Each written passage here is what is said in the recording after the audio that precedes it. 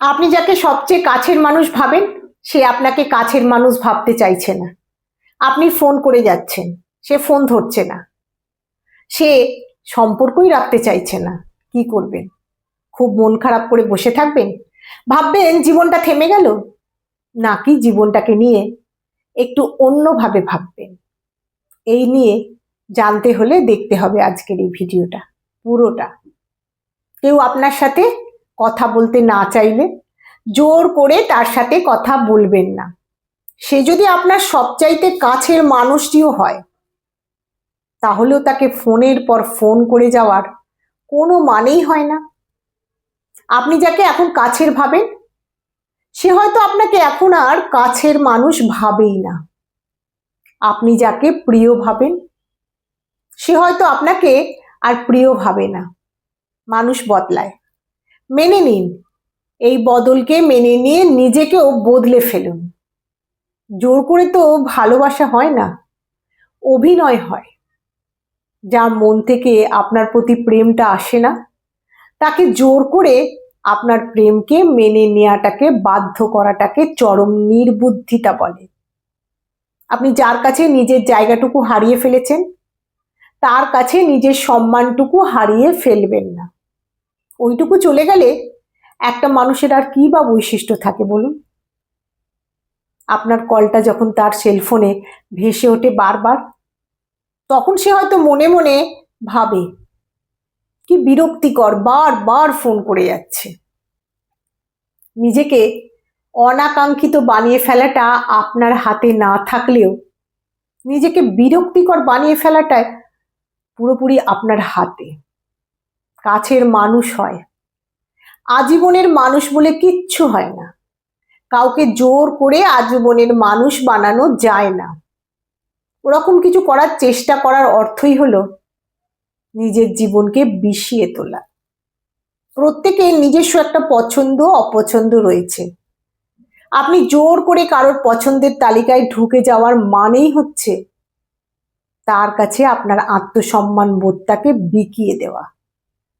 আপনার সাথে কথা না বলে যার দিন দিব্যি কেটে যায়, তার সাথে জোর করে হলেও কথা বলতে হবে কেন? আপনি তাকে ভালোবাসেন, সে তো ভালো কথা। তাই বলে আপনাকেও কি তার ভালোবাসতেই হবে? ধরুন ভালো সে বাসত, কিন্তু আপনি কি নিশ্চিত সে আপনাকে সত্যি ভালোবাসতো? প্রকৃত ভালোবাসা কখনো হারিয়ে যায় না। কেউ আপনার ফোন ধরতে না চাইলেও তাকে টানা ফোন করে যাওয়াটাকে ভালোবাসা বলে না, সাধারণ বোধের অভাব বলে। যখন কেউ আপনাকে ব্লক করে দেয়, তখন নতুন সিম কার্ড জোগাড় করে সেখান থেকে ফোন দেওয়ার নাম হলো বোকামি।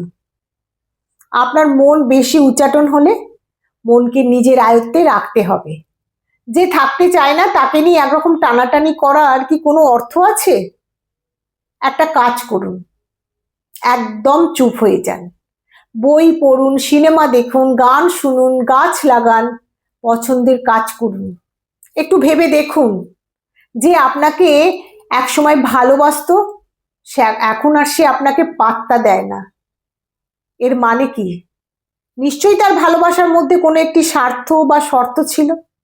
স্বার্থ হাসিল বান্দা উদাও, এই সহজ জিনিসটা বুঝতে রকেট সায়েন্টিস্ট হতে লাগে না। ঠান্ডা মাথায় ভাবুন, উত্তর পেয়ে যাবেন। আবার এমনও হতে পারে সে হয়তো আপনাকে ভালোবাসতো, কিন্তু কোনো পরিস্থিতির কারণে সম্পর্কটি সে আর রাখতে চাইছে না, সে আর থাকতে চাইছে না। কেউ একটা সম্পর্ক রাখবে কি রাখবে না তা নির্ধারণ করে তার ইচ্ছাটুকু যথেষ্ট। তাকে জোর করে রাখতে চাওয়ার মানেই হচ্ছে নিজের সম্মানটা তার কাছে কমিয়ে ফেলা। একজন ভুল মানুষের জন্য কাঁদতে কাঁদতে নিজের চোখ দুটোকে অন্ধ করে ফেলবেন না। হয়তোবা সেই চোখ দুটো কোনো এক মানুষের কাছে ভীষণ প্রিয়, যে আপনাকে ডিজার্ভ করে। আপনি নিজেও নিজের মতো ভালো থাকার বুদ্ধি বের করুন।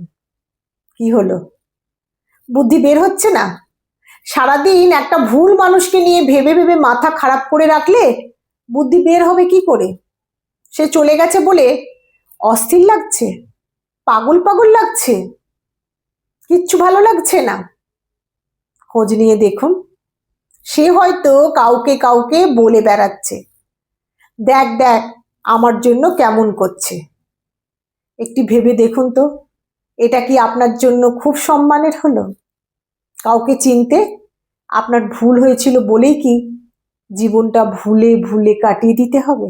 আপনি সৌভাগ্যবান যে অনেক দেরি হওয়ার আগেই আপনি এমন একজনের কাছ থেকে নিজেকে দূরে সরিয়ে আনতে পেরেছেন, যে আপনার অনুভূতির দামই দেয় না, সে আপনার মনের মানুষ হবার যোগ্যতাই রাখে না।